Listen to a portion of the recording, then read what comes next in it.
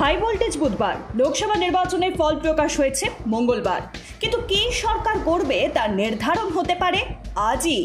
সরকার গড়ার সংখ্যাগরিষ্ঠতা পার করেছে বিজেপির নেতৃত্বাধীন এনডিএ।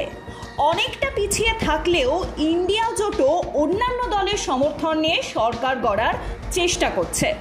বুধবার এ নিয়ে দুপক্ষই বৈঠকে বসতে চলেছে। সূত্রের খবর, ইতিমধ্যে স্পিকার পদের দাবি জানিয়েছেন বিজেপির জোট সঙ্গী টিডিপি এবং জিডিইউ। স্বরাষ্ট্র, প্রতিরক্ষার মতো গুরুত্বপূর্ণ মন্ত্রকের দিকেও চোখ রয়েছে তাদের শরিকদের। ফলে এই আবহে দেশের নজর জোড়া বৈঠকের দিকে।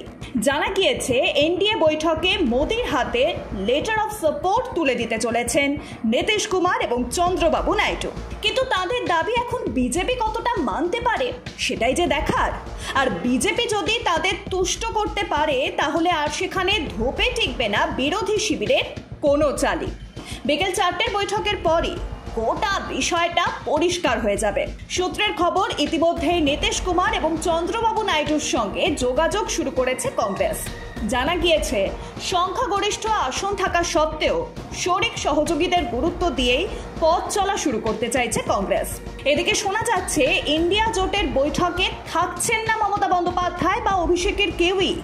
অন্যদিকে দিল্লি ও পাঞ্জাবে ভরাডুবির পর কংগ্রেসের সঙ্গে ইন্ডিয়া জোটে আম আদমি পার্টি থাকবে কিনা তার দিকেও নজর রাজনৈতিক মহলের।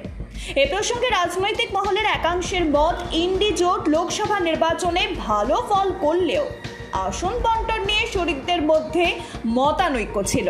তার জেরে একাধিক রাজ্যে বহু দল একলা চলন নীতি নিয়েছিল। এখনো পর্যন্ত প্রধানমন্ত্রী কাকে করা হবে তা নিয়েও কোনো সিদ্ধান্ত হয়নি।